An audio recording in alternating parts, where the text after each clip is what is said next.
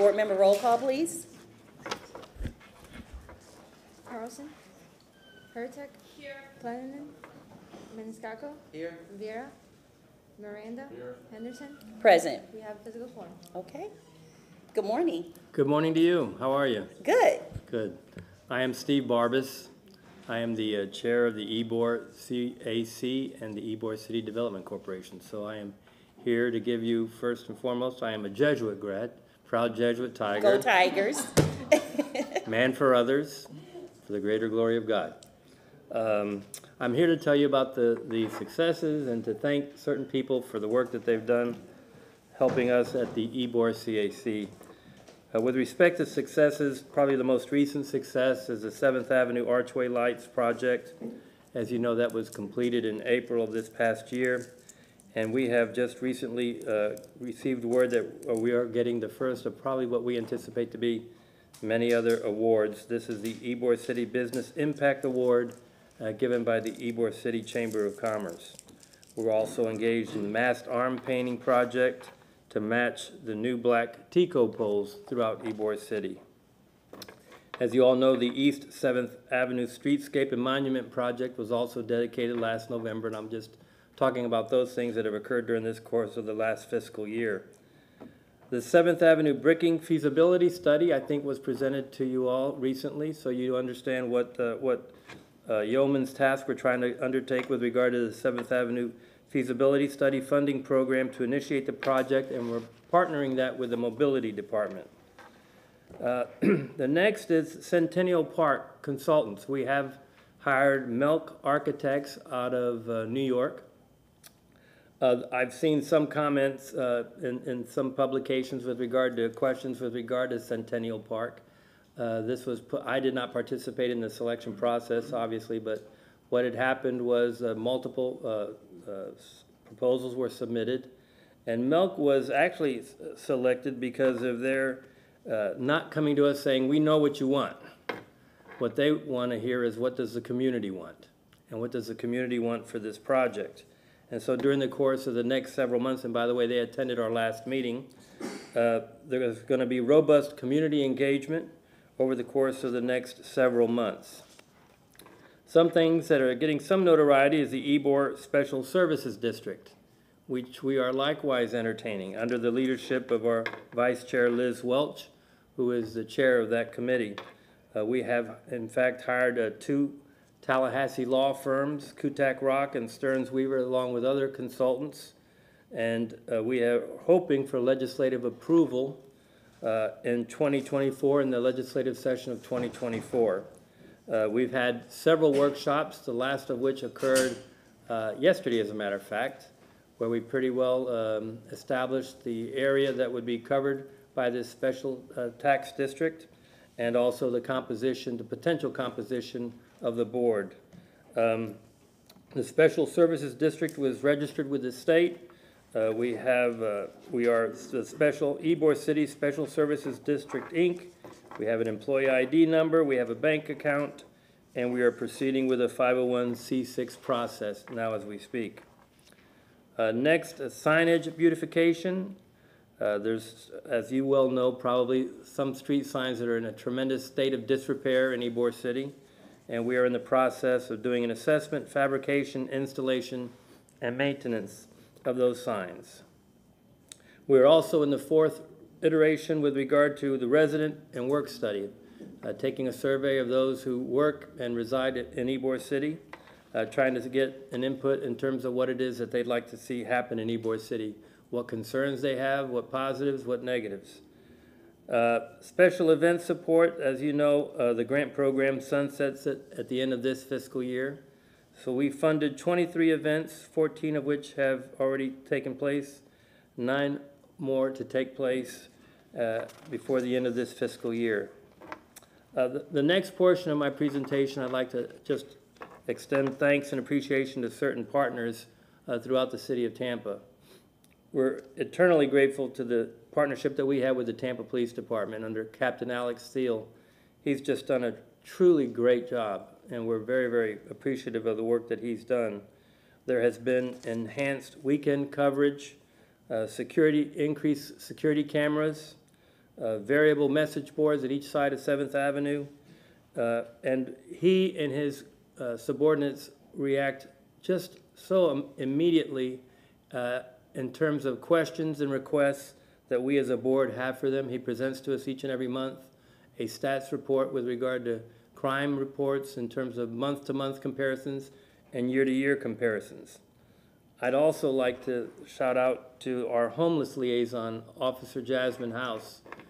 She is wonderful. She actually had to step into some very big shoes. But she and her staff have done a great job in terms of trying to help us with regard to the homeless situation in Ybor City.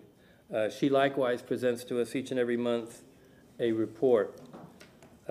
As you all know, the YES team started in November of last year, and they have just done an outstanding job with regard to assisting patrons with parking, community engagement, visitor assistance, and cleanup. In the parking department, we've dealt quite a bit with Fed Revolti with regard to parking updates, working through striping and paid parking changeover. The CACs and community engagement of council's motion, Councilman Hurtak's motion for improved security in lots. That's under the direction of our two board members and chairs of that committee, David Bailey and Chris Weljewicz. And they likewise have had several meetings with stakeholders, those including residents, commercial property owners, as well as those who own the parking lots. They've been animated meetings, but I think in a short time we're going to have a presentation and a proposal by way of an ordinance to the City Council. Stormwater partnership to do pipe drainage study to mitigate future flooding at the corner or intersection of 15th Street and 5th Avenue before the harbor project commences is another undertaking that we are now doing. And HCP, the media group, they've done just a tremendous job for us. Their contract has been extended for a year. They do social media for us, Ybor Flash, Ybor Legend newsletter, and crisis communication. Last but not least, I would be remiss if I did not recognize the service of our CAC board members. I've sat on many, many, many boards, and it's probably one of the most knowledgeable and devoted boards that I've ever had the privilege to serve on. They want nothing but the betterment of Ybor City. And having been born and raised in Ybor City, I think I can speak heartily that that's my goal as well. Looking ahead, we have a mobility partnership to launch Ybor Vision 2020, a strategic action item of conducting an Adamo Drive study to determine any necessary future land use and zoning modifications for Adamo, establishing a meaningful, affordable housing initiative suitable for Ybor. That's something that Ms. Welch spoke of during the public comments. We were asked to provide $1.5 million, which we did, 30%. But I recall watching the meeting and Councilman Maniscalco asking, so everybody's giving these monies, what's the plan? And what we had suggested and requested of the CRA was an opportunity to allow us to secure the services of a consultant to determine what is the feasibility of housing in both CRA Ybor 1 and CRA Ybor 2. We are absolutely not at all opposed to housing, but just to throw in a bucket of a bunch of money that can only be used in those CRA districts, we had some significant concerns. But it seems like that's something that certainly needs to be addressed, and we're wholeheartedly supportive of it. We just want to know, like so many people here expressed earlier today, what's the plan? We've also launched a district-wide parking study and FDOT collaboration on the new Ybor Highway exits. You'll please allow me to indulge me for a moment. That is essentially what I wanted to talk to you about with regard to the things that we have done and the things that we're so proud of having done in Ybor City through the YCDC and the CRAs 1 and 2. But it's a CAC community. And speaking on behalf, and I would like to first extend my thanks to Erica and Nicole for coming to our last meeting. We had invited them to come to our last meeting because we had the sense that decisions were being made and that we were not being at all involved in the decision-making process. Probably the largest example of that was the elimination of subcommittees. I can tell you right here, right now, that half of the things that I just said would not have been accomplished without these subcommittees. And to eliminate those subcommittees would be the greatest tragedy of this board on which I've sat for the last 10 years, without a doubt. And there are other things that have happened that we feel like we're told that our managers know this is happening. But yes, they know this is happening after the fact. We're never asked for our input. We, as a board, have absolutely nothing but, truly, and I say this having been involved with the Ybor City Museum, nothing but what is best for Ybor City. But it would be much appreciated by our board if we could have at least some input in the decision-making processes that are being taken place. As an example, we have a 1-year extension on our lease in Ybor City. After that, all the CACs will be consolidated. I think a presence in Ybor City is absolutely imperative, and not a little one-desk shop there. But that's a decision apparently that has been made. And I think to have our presence there is imperative. And there are just other things that I think, and during the course of the next year, and again, I want to thank Nicole and Erica because these were actually discussed with them at length at that last meeting. And to their credit, they were nothing but professional in terms of the discussions that we had with regard to this CAC board and our passion and love for Ybor City and the folks, the experts that we have on that board and the great yeoman's work that they do. That concludes my comments, and thank you very much for your time. I appreciate it.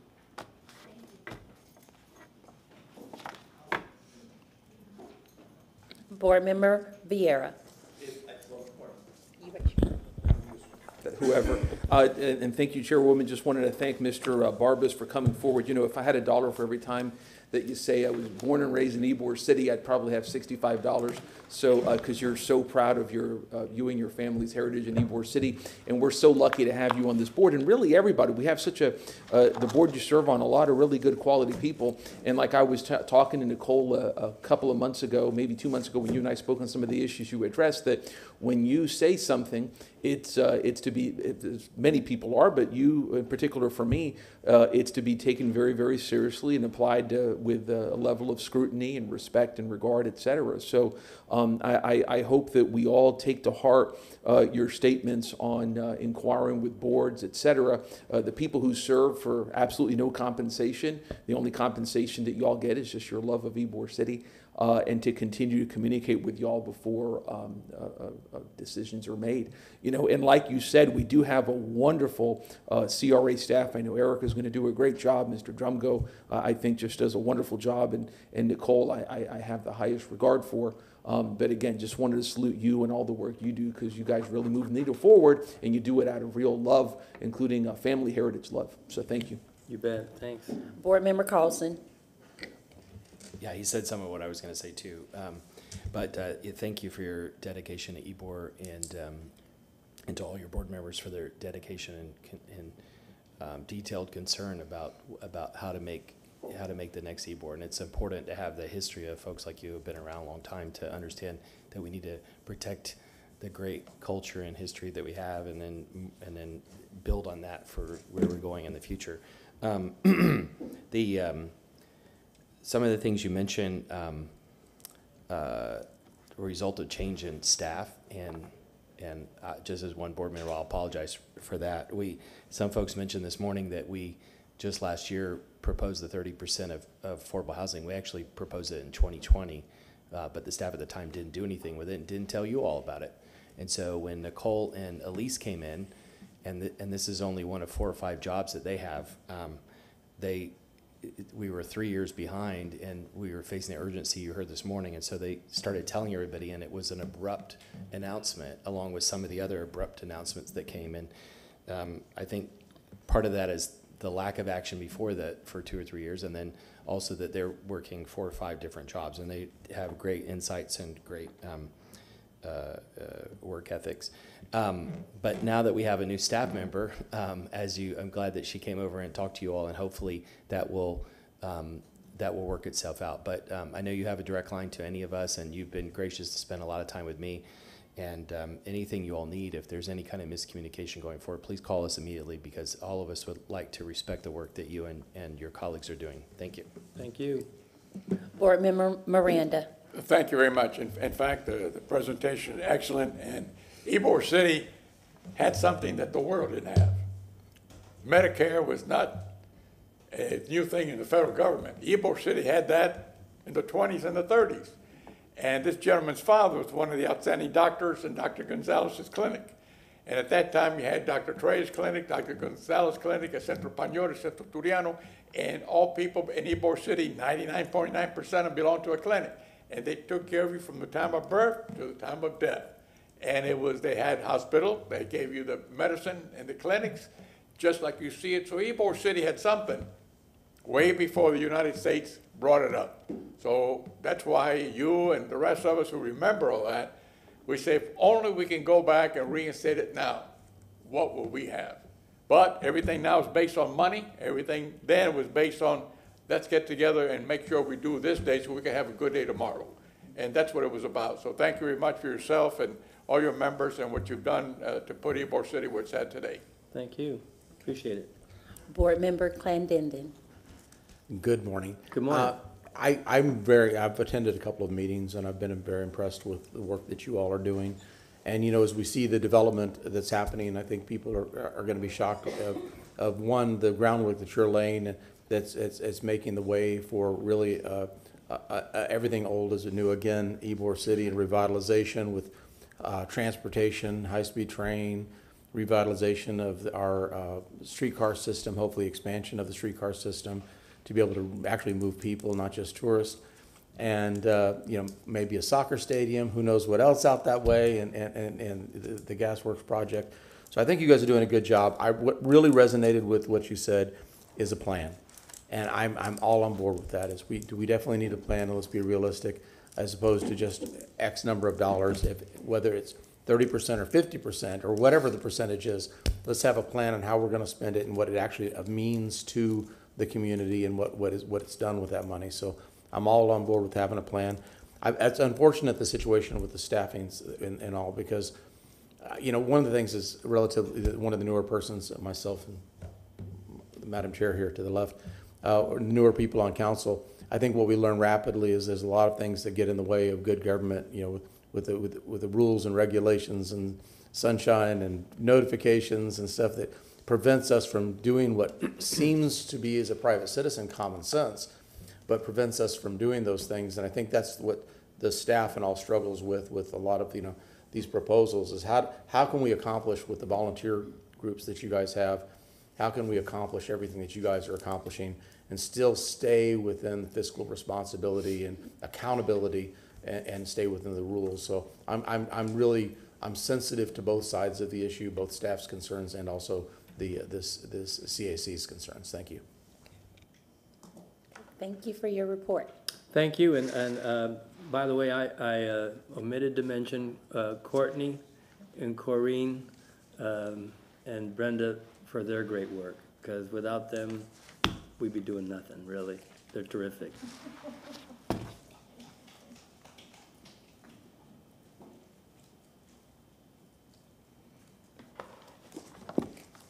Thank you, Steve. We appreciate you. So now we're moving into the director's report. Just to kind of outline what the next conversation will look like, I will let you know what I've been up to for the last 45 days, and then we will move into a presentation recapping our retreat. But first and foremost, I would like to just extend the most sincere thank you for your belief and confidence with me in this role. As you know, community development work is my passion, and we have already jumped in head first and starting to make these improvements, work alongside residents to drive forward positive impact in their communities. So I just wanted to say thank you so much, because I would not be here without you and being able to really pursue my passion in community development work. So with that being said, we've hit the ground running. I started on May 30th, and on June 8th, we had our CRA board retreat. So that is where we started addressing these hot topics, where we were able to just openly discuss what we want to see for the future of our residents and for the city of Tampa. So we had some great discussion on that, and it was a great experience to learn about the passions of each one of you, as well as each district, and start to meet our staff and managers. Following the next week, we had housing workshops with each one of our CACs, and that is where we really got to look at the implementation strategy of what this 30% allocation looks like. So what are the options that CACs have to implement, and what are the highest priorities in their areas? So as we know, each district is unique, has a different context, so it's important that we further vet these implementation strategies for housing so we can make it make sense for the residents of that district. So it was a great budget exercise. We got to see the options that were available through the CRA, as well as other city programs, and have great conversation on what that looks like as we move forward into the new fiscal year and how we spend that money. I've attended almost all of the CAC meetings. As Mr. Vargas said, we joined the EBOR CAC and just want to make sure that it's a two-way conversation and that we're really updating and communicating effectively with our stakeholders as well as our residents, and us serving as a bridge to liaison their priorities and what they want. So I also attended the East Tampa CAC. They are a great group, and I really presented on some of the housing and redevelopment projects that I've done through my previous work, and just building the confidence and starting to build the relationship with that and facilitate that discussion. So I just wanted to thank each CAC for having me so far, and I look forward to working with each and every one of them. Also, city processes, policies, departments, and staff. I didn't realize how much of a team it takes to make things happen in the city. So we've met with the CRA staff, managers, or economic development specialists one-on-one, as well as reaching out to different city departments and seeing how the process works and how we can move things along quickly and implement things fast. So with that, I've increased the touch point with our staff. So I am meeting with staff weekly, as well as implemented an all-staff meeting weekly, as well as a manager meeting weekly. So then we can start that cross-collaboration, even though we're not under one roof. There are ways to use technology to where we can access and start the conversations now. So having a high touch point with our staff and making sure that they feel informed, because as we know, changes are coming, and it's actually time to implement those changes. So I know change can be a little scary, and just really making sure they feel communicated with, and I've had some of the staff reach out and thank me for that. So we will continue effective communication. The restructure and the relocation, so we're vetting the perfect venue. We want to be central to all of the districts and still accessible. And even if we don't have an office in every district, I'm really telling our staff, we're mobile. So instead of expecting people to come to us, we're going to get outside of our offices and go to where the people are at, wherever they would like to meet. So as much as we will be together and collaborate in one space, we are going out into the community even more and being those community liaison leaders and meeting staff, meeting residents where they're at, so then we can help serve them. I'll also mention we have 6 job openings, so it's been busy vetting all those resumes. We've held several interviews, and we did offer a extension to an administrative assistant, so we'll have some more administrative assistants here soon that can help take some of that burden off of our staff and process invoices timely and just make sure that our operations are sound and secure. So we have 6 job positions opening, and if anyone would like to join our team, please let me know.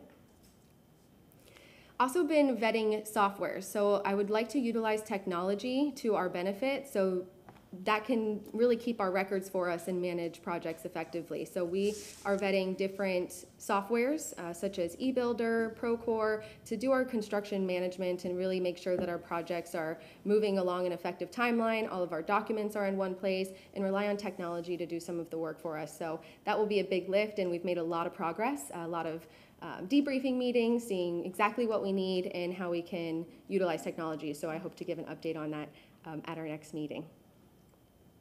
Marketing and communications. It's key. It's key that we tell our story and let the people know what we're doing and really taking that narrative back and making a positive impact in the community. So really a lot of focus on marketing, communications, as well as updating our website so it's 100% accurate, and really want to just increase our transparency for the public too. So you can access minutes, meetings, and any kind of documents that you may need. So really focusing on increased transparency through what we're doing, and marketing and communications is key in that.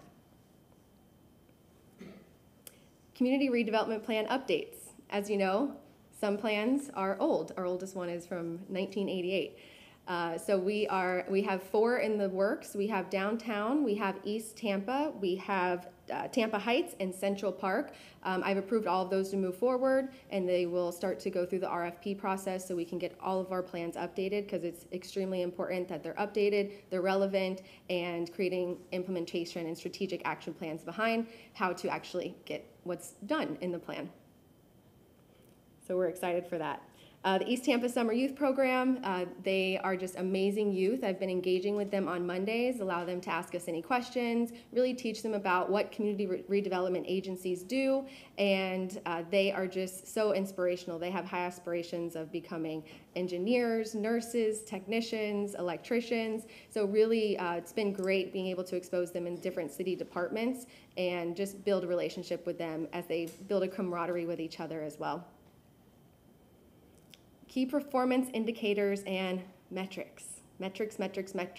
We need to have numbers behind what we do. I'm really focusing on performance measurement, and if we have benchmarks that we're not meeting, it should be obvious through our data and tracking and evaluating and monitoring that. So really getting numbers behind what we're doing, so then we can decide see if it's working or not, and provide immediate interventions to improve our program delivery and efficiency. So I am working very hard on key performance indicators and having metrics, and I would like that to be public facing for the community to be able to access and check on the progress within their districts. Finalizing the budgets. Came in budget season. So we have finalized the 2024 budget, has the 30% housing allocation. We will be presenting that at the end of today's meeting. And should you choose to adopt it, we'll move forward and continue those implementation strategies. So really going through each district budget, learning all of the programs, and I think that also ties into our metrics too. Are we spending their money? Are we doing what we said we set out to do? And that's something that we'll take regularly progress on and do quarterly meetings for progress updates and look at our data there. The CRA board meeting. Preparing for this, figuring out how to utilize SIRE, prepare memos that are fit for your review, presentations, and really learning how to make these meetings most effective and to deliver quality communication at them. And lastly, leadership. Leadership is key. I think Administrator Travis and Deputy Administrator Drumgo have done an amazing job leading this organization to be more effective through change. But it's time for a permanent leader, and I really think you need someone who's willing to be committed in the role and not only do the work, but also lead the people and staff to make their impact and understand the why and the reasoning behind what we do. So I'm just fully committed to being that leader and understand how serious that is to have someone that can help drive the boat forward, as we say. So I really look forward to reconstructing the Community Redevelopment Agency. Those are just some of the things that we've accomplished within the last 30, 45 days. And as we look forward, we are going to be aggressive with our implementation, because come the new fiscal year, I really want to have everything in place so we can just hit the ground running and continue to be an effective organization. So just wanted to thank you again. Thank Administrator Travis, thank Deputy Administrator Drumgo for all of their support. And I look forward to continuing in this role and building with you and with the community. Thank you. Board member, no? Okay. Board member Carlson. Thank you. What I was going to say at the beginning of the meeting early this morning is to welcome you on board. I'm really excited that you're here, and thank you to Elise and Nicole and whoever else that helped bring you on. It's a really exciting time.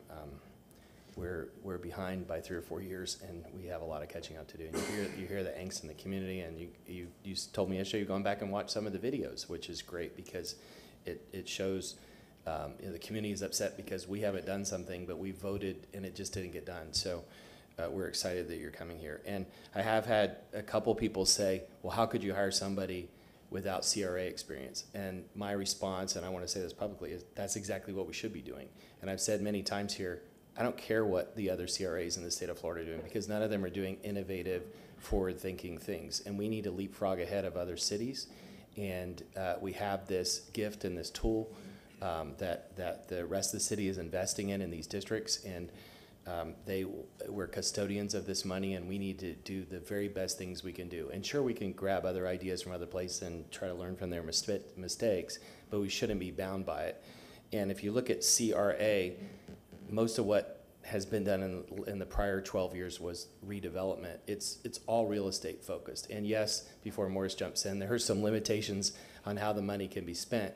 But our goal can't be what I call the edifice complex. No major city measures its success by new buildings. But for some reason we did for 12 years, and we can't do that anymore.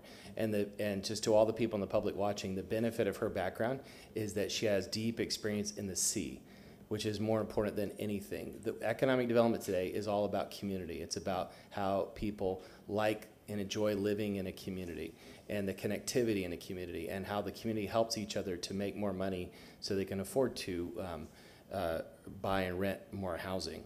And so I'm very excited about building community and focusing on the C of the CRA in the next few years. And sure, we may use real estate tools, but that, $100 million or more was spent in the prior administration on subsidizing developers. That's not what we should be doing.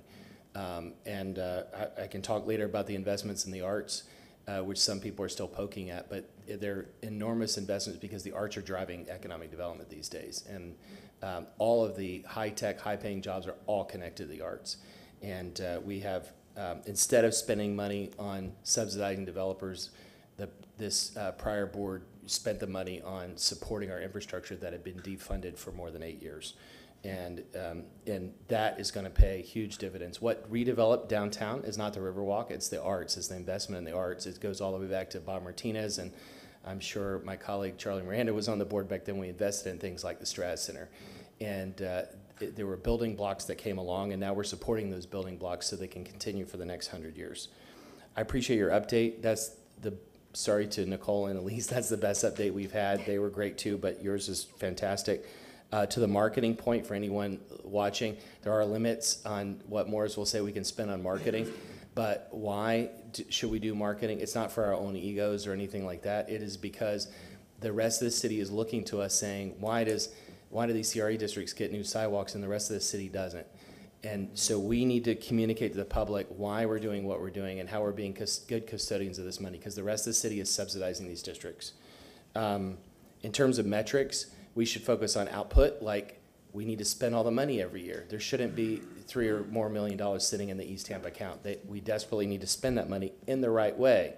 And so we need to look at output, but we need to look at outcome. And I talked to you about Tampa Scorecard, which is just based on census data. We've got to look at moving those numbers. Tampa has gotten a lot of great publicity lately, but our economic numbers are horrible.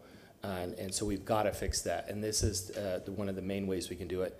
And to housing, I don't know where it came from this morning that we got 10 or 20 people saying that we might not spend the money on housing. I've never once wavered from that. I don't know about any of my colleagues. But we 3-4 years ago made a huge investment by allocating 30% of the CRA money, which, by the way, is half the money that the whole city of Tampa is spending this year. CRA has a little over $50 million budget. The city of Tampa has almost $2 billion, and the CRA is supplying half of it. And someone mentioned the money that the county allocated. Our money is double that. And we did it by making a decision of this board because 3-4 years ago we saw that we needed to do this. Unfortunately, it didn't happen yet, and we still need to push this forward. Last thing I'll say on housing, the only way we're going to build intergenerational wealth is through home ownership and also through entrepreneurship. And the city has lots of rent subsidy and other kinds of programs. I really believe that the CRA money should be spent on helping people buy homes and stay in their homes. Thank you. Okay. Board Member Clendenden. Thank you so much for a great report, and you tugged on my my mental heartstrings about data and matrices and using that data to measure success of the programs that you're creating, because I think that's that's so important in government and accountability of public funds, is ensuring that we're getting the desired results with the money that we're spending, because it's other people's money. So thank you for saying that. I agree with Councilman Carlson and most of his points there.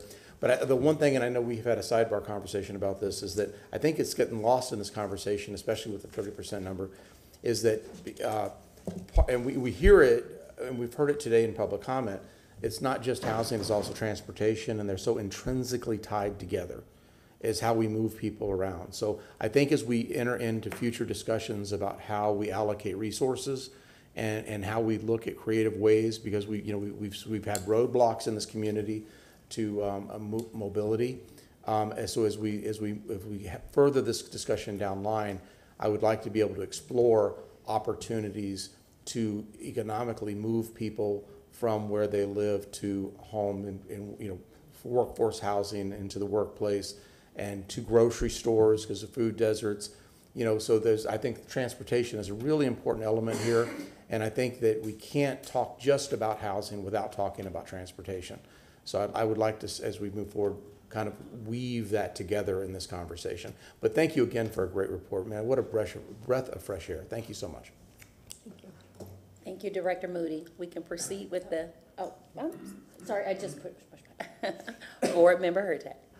Thank you, and I want to echo what my colleagues have said. Just breath of fresh air is a great way to describe it. Again, we have had such wonderful help from Nicole and Elise, but wearing 5 hats is incredibly hard, and they really help push things forward. But I'm really glad we have a dedicated director now who has the experience and the passion. I mean, everything you were talking about today. But data especially, I mean, from my background, I love data, so I'm very excited. But my very first question, and when you said data, I was like, oh, but we have to make it public. And then that's exactly what you said next. And so I'm really happy because we do.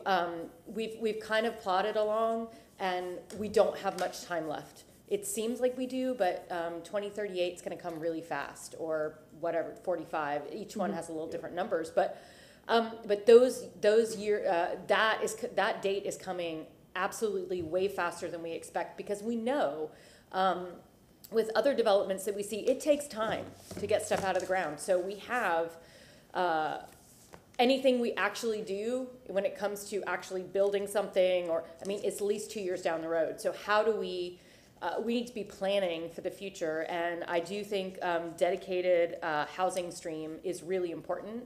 I know we'll talk about that later, but I really love your commitment to that, and I'm looking forward to seeing how the staff gets together. I love your idea of more communication. I think that a lot of staff is really, as you said, I'm glad that you mentioned that staff has reached out and said how appreciative they are of that. So I'm really hoping that things just continue to move on, and I have no doubt that they won't. Again, we're just really happy to have you, and thank you so much for everything that you've done already in 45 days. Very impressive. Looking forward to all the work and working within the community, like like Board Member Carlson said, the C, focusing on the C in the CRA. Thank you. Thank you, Director Moody. You can proceed. Great, we'll proceed. And just one comment on that. What I say is the best way to build trust is through results. So I'm telling our CACs, our stakeholders, just wait. The results are coming, and that's how we'll build the trust back, which is so important.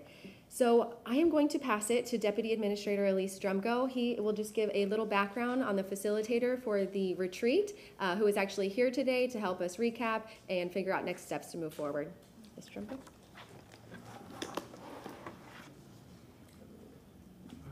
Good morning, Chairwoman and Board. Elise Drumgo, Deputy Administrator for Development and Economic Opportunity. I won't go into the full background for Mr. Karras. I'll just bring him on up so he can kind of recap the retreat for you. But I just want to preface his presentation by saying, we had a long day, and so this is our opportunity to recap the discussion during that time frame. There was really no consensus reached on from a moving forward standpoint on any of these items, right? There were no formal votes taken.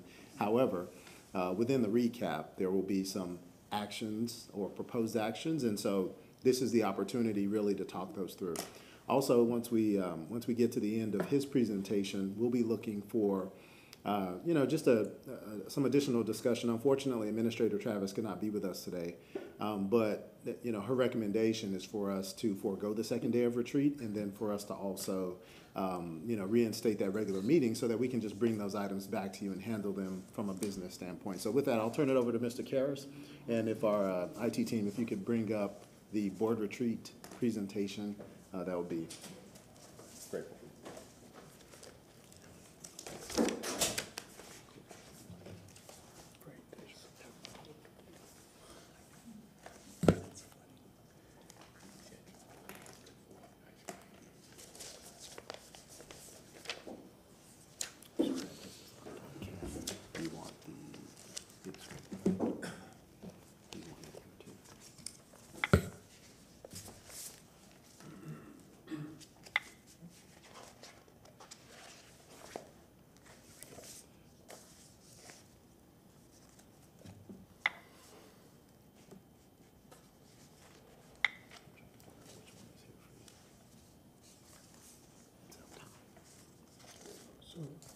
You see this one? Yes.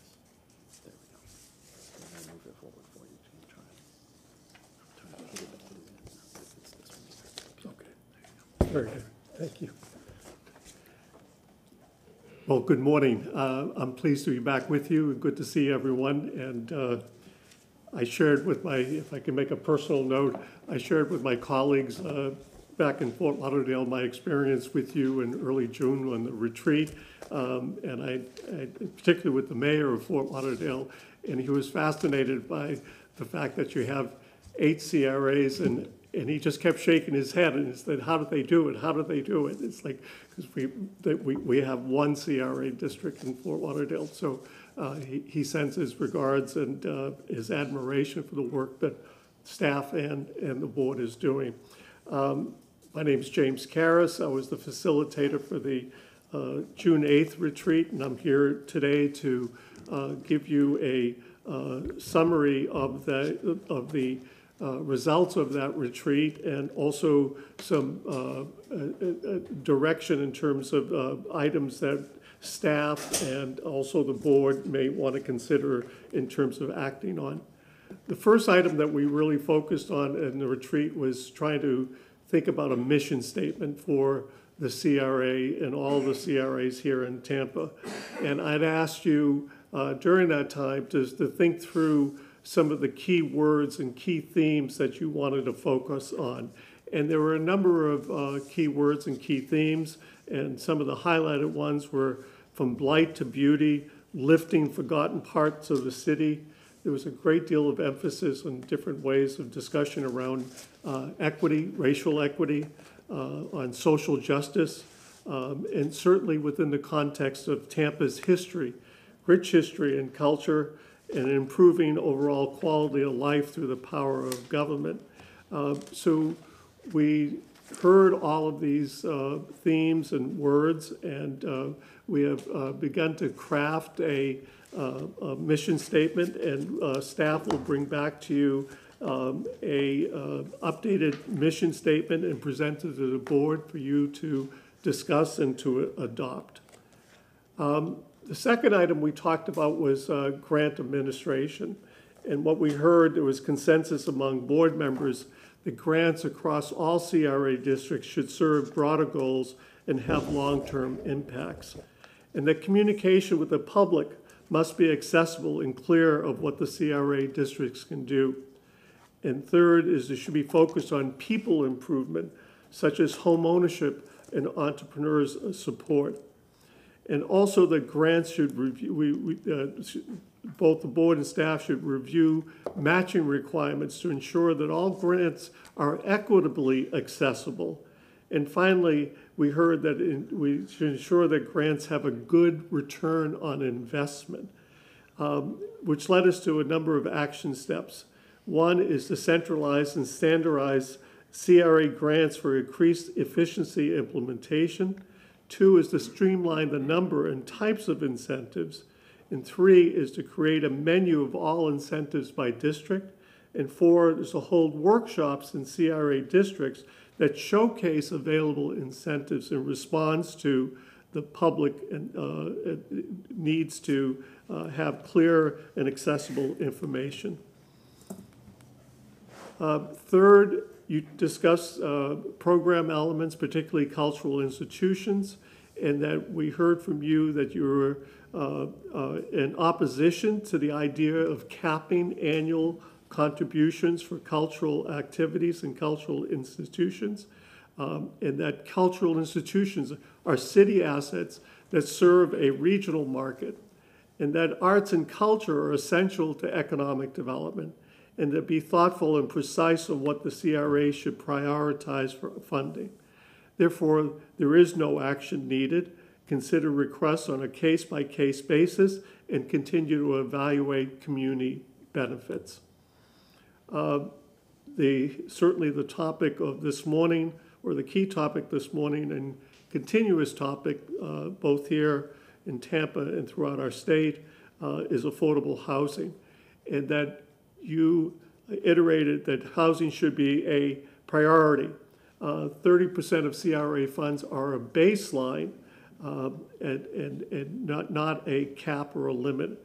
And that affordable housing should be often done through mixed-use projects, particularly along commercial corridors. And that we need more research on community land trusts with the city and or the CRA purchasing land. And that the CRA and Tampa CRA districts need to support a variety of housing types, housing cooperatives, co-housing, accessory dwelling units. And finally, we heard that you want to include sustainability goals, such as solar panels, as part of new development. And the action steps are to reaffirm the 30% as a baseline goal for housing. And second is to create a detailed strategy on the use of housing funds in each CRA district. And do want to footnote that, as Erica mentioned, housing workshops were held with each CAC to discuss allocations and strategy for fiscal year 24. And next to last, we discussed the governance. You discussed the governance structure of the CACs. And what we heard from you is that the role of the community advisory committees, the CACs, is to provide recommendations from the communities they served by the different CRAs. The CAC members need to have a common understanding of CAC responsibility. That is, they make recommendations only, and all decisions are made by board of directors, the CRA board of directors. Third is the CAC members need clarity on their role. Fourth, the existing rules for CAC governance are good, and we need to follow them. And finally, we heard that you said that cited differences in election procedures, and there is a need for uniformity. And the action items as a result of what we heard is that there should be an alignment of CAC structures to be uniform regarding governance, elections, and representation. And second action item is to establish Ybor City Development Corporation and East Tampa Community Revitalization Partnership as separate entities from the CRA. And finally, the last item on the agenda was sunsetting downtown CRA. And what we heard is the staff presented a detailed estimated TIF revenues for the downtown CRA currently and in the future. And the board, you requested staff to analyze the possibility of reducing the downtown CRA TIF to be brought back for discussion. And therefore, the action items are to staff to prepare detailed information and provide recommendations on sunsetting or limiting downtown CRA TIF revenues. And second is to have a concrete plan for updating all community redevelopment plans.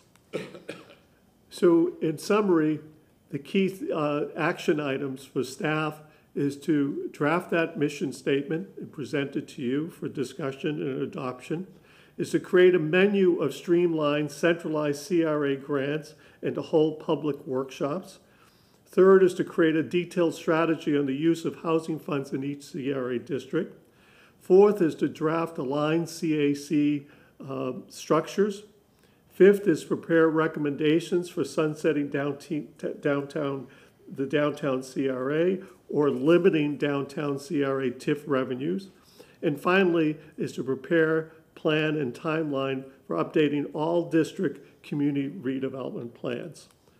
For the board is to review and adopt the mission statement that's being drafted by staff, is to adopt staff recommendations on streamlined grant programs, is to participate in workshops in CRA districts that showcase available incentives, to reaffirm the 30% housing goal for each CRA district, and to adopt uniform CAC structures, specifically those of East Tampa and Ybor, and finally, to adopt staff recommendations in reference to the downtown CRA sunset or limited to downtown CRA TIF revenues.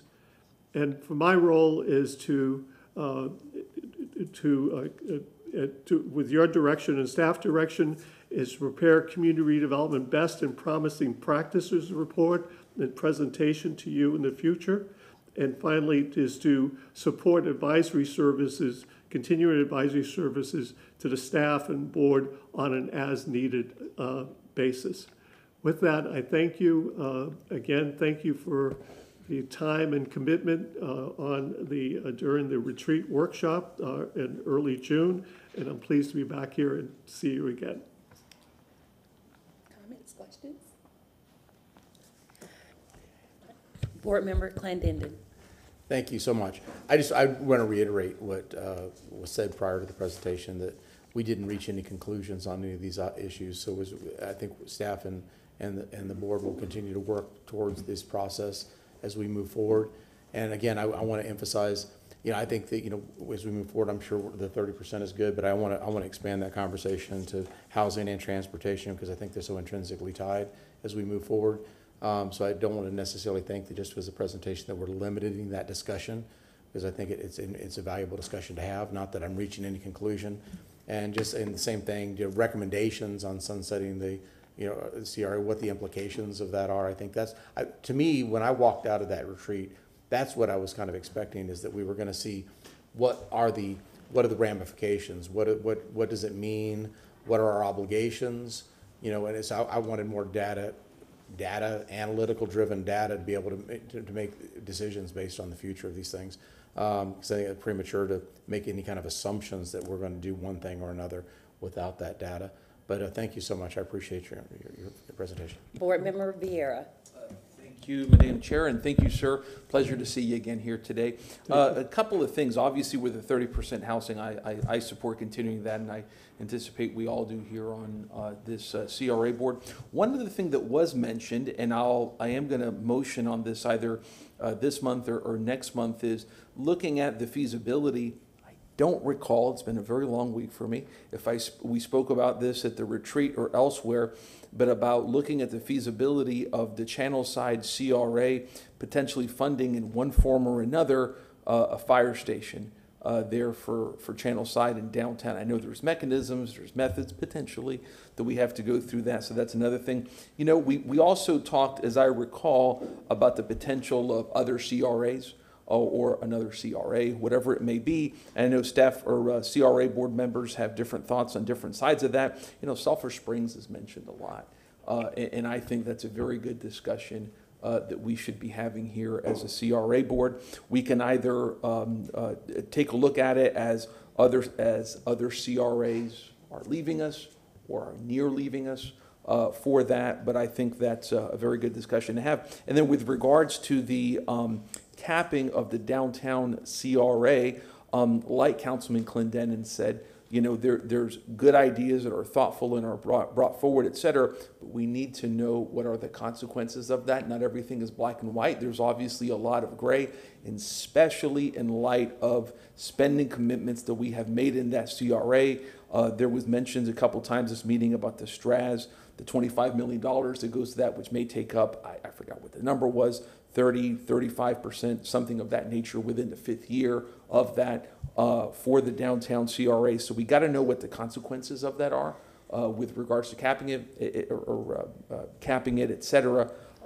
So it's, I've never voted against capping the downtown CRA. I don't think the CRA board ever rejected that. We did reject it for Channel Side. I don't think, and I may be wrong, we rejected it for downtown CRA. But yeah, again, a good idea. And if we can take those funds in the general fund and use them for things, that's wonderful. I mean, I think that's a marvelous thing. So just appreciate seeing you here today. You're always a pleasure. If I could respond to a couple of items that you raised, Mr. Vieira. First of all, relative to fire stations, there is a prohibition in the Community Redevelopment Act about using community redevelopment funds for those types of facilities unless we get the consent of the other affected taxing authorities. And it also has to be consistent with the community redevelopment plan for the Channel District as well. So those are things that we'll have to look at and work through. The other thing relative to creation of a new community redevelopment areas, we have an interlocal agreement with Hillsborough County. We cannot create new community development areas unless the Board of County Commissioners consents to that. Sure. So those are the counties involved in both of those aspects of the things that you mentioned. And then relative to, perhaps capping downtown, I think there's a couple of items that were on the agenda about this I think are being continued next month about what are the future commitments, how that will play out in downtown, and those are important things I think for the board to consider before we. And may I just. Board Member Hertag, and then we'll go back to. I was going to respond to that. Okay. Okay. Thank you very much, Madam Chair. I just wanted to say thank you for coming back and so succinctly putting together what we talked about. We are all very busy, and so even if we took notes, this is a great reminder. And since it was a workshop, we weren't really allowed to make any motions because it wasn't public. It wasn't while it was publicly noticed, it was not a public. A workshop is not a place that we generally make decisions. So I appreciate you consolidating what we have agreed to focus on, and I look forward to, especially. Sometimes it can just be a little vague about whose job it is. So I really love you saying the staff's going to do this, the board's going to do this. And again, we don't have to, but the fact that you brought these motions forward so we can develop and continue the conversation around them. I just wanted to say thank you for both a wonderful workshop and this presentation today. You're welcome. Board Member Carlson. Yeah, I wanted to thank you for doing this, and also to Nicole and Elise. I don't know who else made motions about this, but I made the motion almost exactly 4 years ago to do this. So this is another example of something that just got done. Not your fault or their fault, but glad that we finally did it. The point is that with 8 districts, we need to know what the overriding priorities are. And an example is that we know that the CACs were not coming back all saying that affordable housing was a priority, but we've heard over and over and over again that it is a priority, and so we've got to make sure that we have some planning and goals at the board level. And the same thing with the individual district plans. We also made motions 4 years ago to have those updated, and they haven't been updated yet. So I'm glad that we're finally doing that. The one thing I think is missing that we really need, a mission statement's fine, but what could really help us to frame what we're doing is to have 3 to 5 strategic goals. And if we don't have a second day of retreat, I hope that we can clear the rest of the agenda so that we can just use the space in here to talk about that to some extent, and maybe from listening to us, you all could propose some. But I think everything needs to be tied back into that. And again, it should be focused on outcomes, not output. Just because we invested in a road doesn't mean that that's the end goal. The road is fine, but the goal should be that the community develops more around that people build new houses and they renovate their homes around it, something like that. So it's about building the sense of community and moving the economic numbers so that our people benefit from them. We talked about downtown, and that's been deferred to another time. You all know I'm in favor of putting at least a cap on the downtown one. The numbers that were showed that it might be far off in the distance by the time that we are able to do that, but still it's a start to be able to show the public that we're serious about using their money in the right way. Any commitments that have been made, we should stick to. unfortunately, we found that one big commitment with the last administration was a handshake, and so we've got to figure out what to do with that. It's a very difficult situation. Nothing is legal unless the city council votes on it and the mayor approves it, and it's with the clerk. But when people have an expectation that somebody promised them something, we've got to figure out what to do with that, and that's a huge amount of money. So the numbers they showed before, only 5 million way in the future. We definitely need to keep all the commitments we've made. And if somebody did a handshake agreement, we probably should stick to that too, because it's not fair to the person that got it. But we've got to look at how we distribute money without raising taxes, because the rest of the city is wondering why are their roads falling apart and why are their parks falling apart. Sulphur Springs was mentioned, and I agree with my colleague and colleagues that we need to do something with Sulphur Springs. I think we can do it outside of a CRA district. What a CRA does is it incentivizes gentrification. It subsidizes gentrification. That's how it was used until this board started to move the money in other directions. And as we discussed one time, what Sulphur Spring doesn't want is a whole row of 20-story high-rises that kicks everybody out. And that's what a CRA really does. There are wiser methods that we could use to direct money in that direction. And the last thing, I had a question for Attorney Massey. This morning in public comment, folks asked us to commit the 30% way into the future. I think we're limited in how far we can. Can you just tell us what the rules are about that? You are, I mean, annually you have to adopt a budget both as a CRA board and a city council, and so that's where that would be effectuated. And I don't think you can basically say we're going to do this forever or never or for a defined period of time. I think where you could maybe make some progress relative to backing up that commitment is in the development of your community redevelopment plans, where you set forth what your goals and policies are for that each district in developing those plans, and clearly enunciating in those plans that affordable housing is a major commitment for each one of those areas, or all those areas that you think that should be an emphasis. That may be a way to basically, everything you do up here has to be consistent with the adopted community development plan for each area. So that's a way perhaps to. And just a reminder for the public, the statute that creates CRAs has 4 things in it: slum, blight, affordable housing, and disease. And those are the things that by statute we're really allowed to invest in, and everything else has to support that in some way. And so affordable housing is an important thing that this money is supposed to be used for. Thank you. Board Member Vieira, back to you.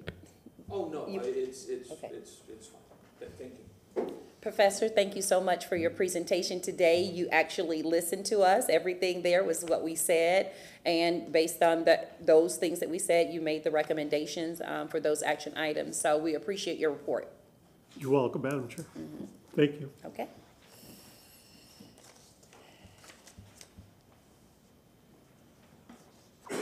All right.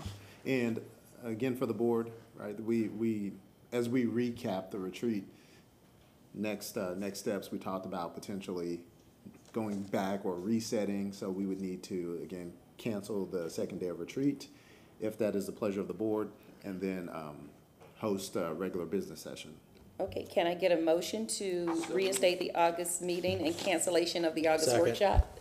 Okay, But if the motion is made, I have a comment. yes, comment, Board Member Hurton. I agree to do this, but I also would like to keep in the thought process that as we are doing so much movement and so much development, and I spoke to Director Moody about this, leaving open the idea and the possibility of future workshops for, kind of when we're ready. So I kind of anticipate seeing the need for a workshop in about 6 to 8 months to really, once things are really going, again, to stop and for us to be able to have that time to have the conversations we need. Board Member Cost. Yeah, I agree. I'll agree with the motion, but excuse me. In addition to what my colleague just said, maybe having a retreat sometime in the future. What I would suggest, so that we split it up a little bit, there are several major decision points that were summarized, and I added one. We didn't take a vote on it, but I really would like to see us identify 3 to 5 goals. But even a mission statement, instead of having a whole day where we have all these things on the agenda, we might just say, in each meeting, we're gonna spend an hour talking about one topic. And we need to outline a certain amount of time so we don't feel rushed. It doesn't mean we have to take a whole hour or 2 hours, but a discussion of a mission for this is worth an hour, and it can't be just one thing on agenda that we move really fast at the end. It needs to be a thoughtful discussion that we take input on. Talking about the goals would be something that might take an hour.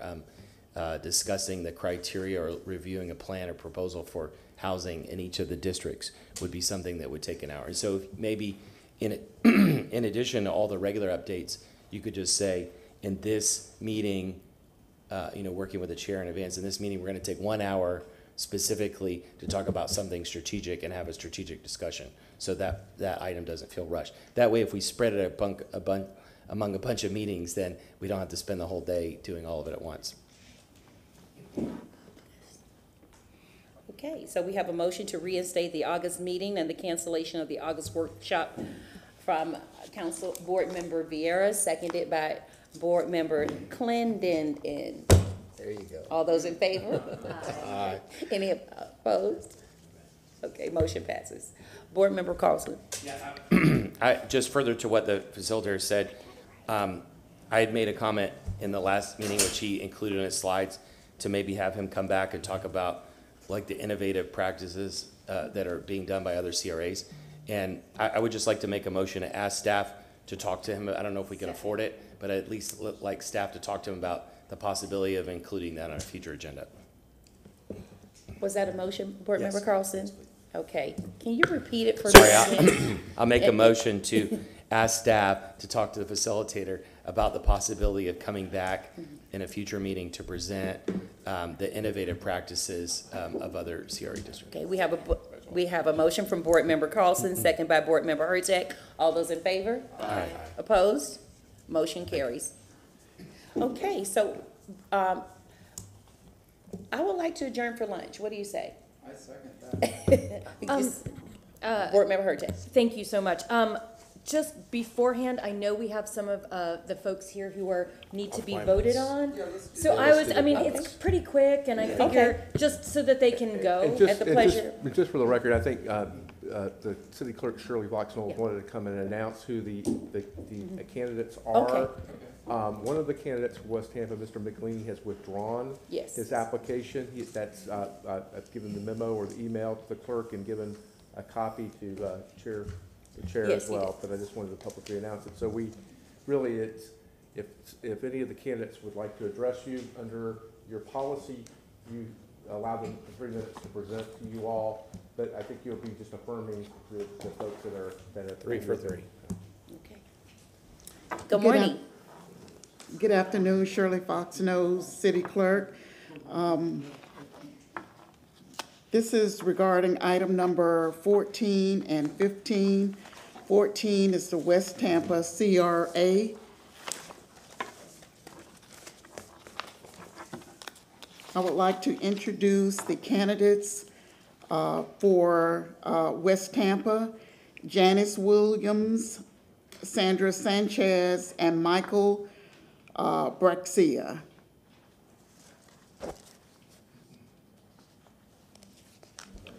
If any of those candidates here would like to make a presentation to the board, this is your time. Janice Williams? If not, then I think you could make a motion to accept. To approve the Second. Okay, there's a motion by Board Member Maniscalco, second by Board Member Miranda. All those in favor? Aye. Opposed? Motion carries. Lunch? And we got one now more. for number 15. Yeah, one more. 15. Number 15, the candidates are Suzette Murphy, David Newell, and Susan Braun. I believe we have one candidate Yes, here he who is would like to here. address the board. Good morning. Thank you for your patience. Good morning. My name is David Newell, and don't keep people from their lunch, right? So keep it very brief. But again, I'm a resident of Drew Park, and I'm very excited. Other communities I've lived in, I've always been really involved in my communities. When I was down in Broward County, I was a member of the United Way financial boards to review financial proposals. I've been involved in the Dolphins Foundation. Boo! It's now the Tampa Bay Foundation that I want to get involved in. and also with Samaritan's Purse. So with countless food banks I've also worked with. I've lived in the States, I've lived in Malta. When I was in Malta, I did the same thing. I got involved in my community, and unfortunately, COVID drew me back to Florida. I am a native Floridian. I was born in South Florida, and again, now I live in Drew Park. So I really do hope I'm granted this opportunity to contribute to my community. Thank you for your time. Board Member Maniscalco. The island of Malta, the country? Yes. That's a long ways away. Yes. Very good. Move to approve. Okay, we have a motion by Board Member Maniscalco, second by Board Member Vieira. All those in favor? Aye. Opposed? Motion carries. Congratulations. Boo Dolphins. Okay, so what time are we gonna return back? 1:15 works. 1:15. We are in recess. We are in recess. Thank you.